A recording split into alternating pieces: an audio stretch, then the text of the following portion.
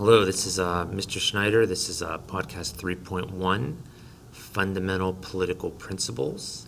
Let's go ahead and get started. Consent of the governed. We are the source of any and all governmental power.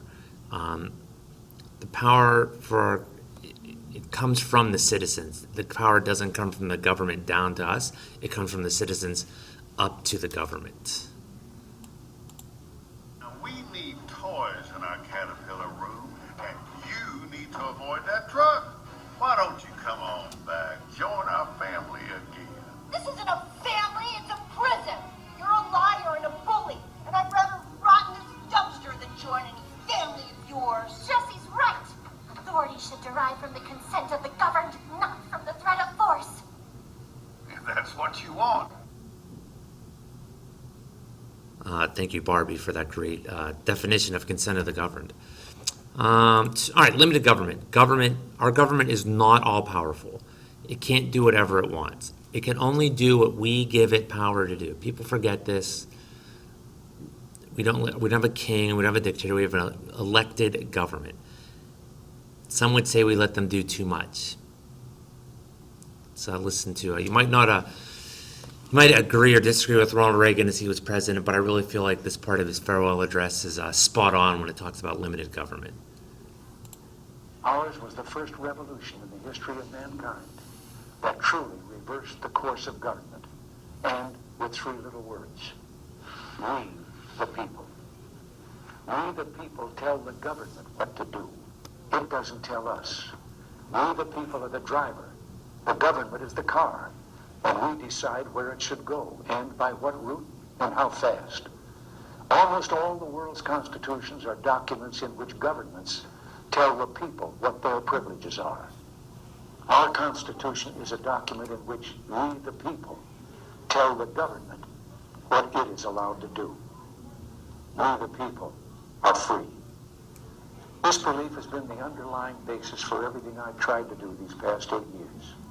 From back in the 1960s when I began, it seemed to me that we'd begun reversing the order of things. That through more and more rules and regulations and confiscatory taxes, the government was taking more of our money, more of our options, and more of our freedom.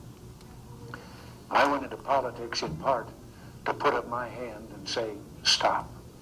I was a citizen politician, and it seemed the right thing for a citizen to do.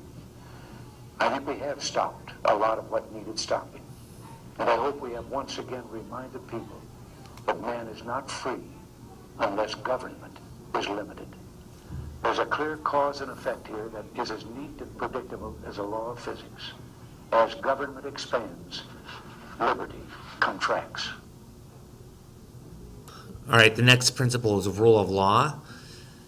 Nobody's above the law. It doesn't matter who you are. Even if you are the president of the United States, the law is supposed to apply the same to you as it does to every John Doe citizen in this country. I shall resign the presidency effective at noon tomorrow. Vice President Ford will be sworn in as president at that hour in this office. That, of course, is President Richard Nixon resigning in 1974 after the Watergate scandal. People that were working for him had broken the law. There were some things he had done to break the law. He tried to claim executive privilege on some tapes that he had made.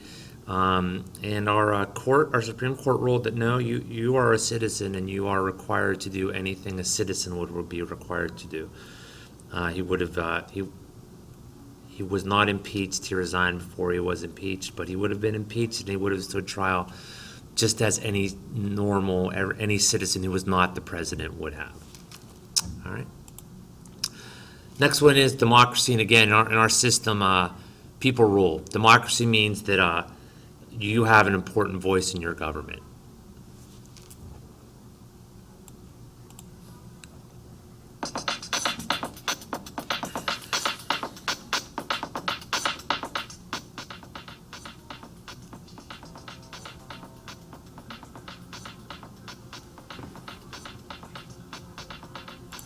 What is democracy?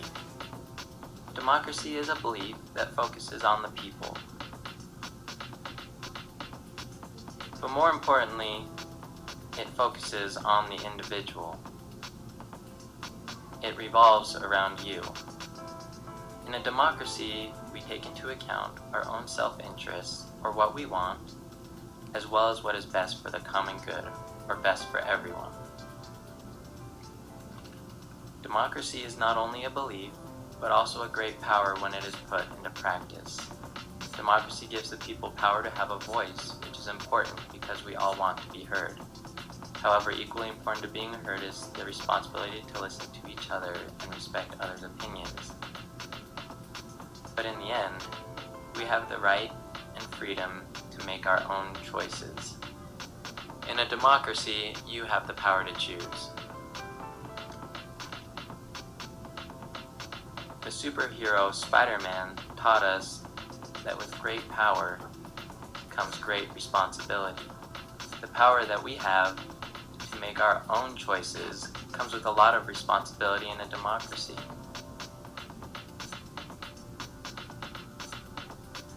Our responsibility in a democracy starts with us.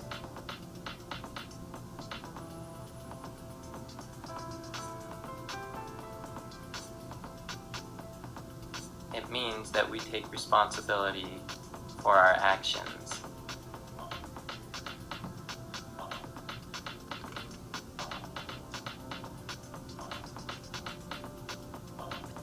For example, when we break certain rules or laws, there are consequences that follow. On the other hand, we can be educated and informed about the world so that we can make positive and worthwhile contributions as citizens. In a democracy, it is important that we do our part by being contributing members of society. One way we can be helpful in society is by doing service in the community or helping a neighbor, friend, or someone we do not know too well.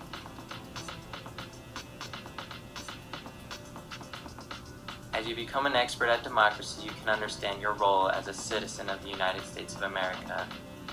E pluribus unum, or one out of many, is the motto of the United States. It suggests that even though there are many people of different race, culture, religion, and beliefs, you are one, and one person can make a difference. Your voice counts. Your choices make an impact in the world. Now it's up to you to do your part.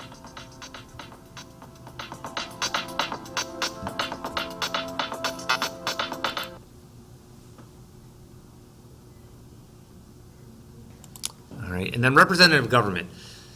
So we vote for people to represent us in our government. So like when we're complaining about government and we don't feel it's working, and we chose these people. So just remember that next time you hear someone complaining about the government, ask them, who did you vote for? These are people that we chose.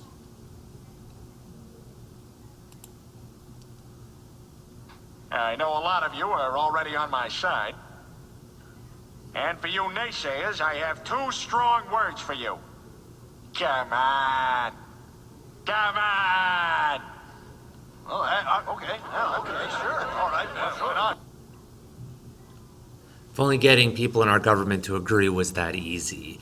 Then finally, we have two more. All right, it's about two last terms, majority rule and minority rights. Majority rule means the decisions are determined by the majority of the people, and the government abides by those wishes. That's why whenever we elect a president, we don't have a coup, people trying to overthrow the government because their candidate lost.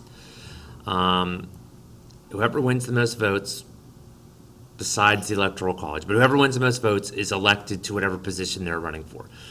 And then minority rights, even though you might vote for the candidate that does not win, your rights are still protected as a citizen of this country.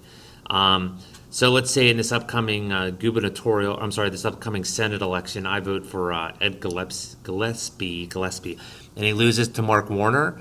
I still retain my rights as a citizen both of Virginia and a citizen of the United States. I'm not thrown in jail because the candidate I voted for lost, or I don't lose my I don't lose certain rights or privileges because my candidate lost.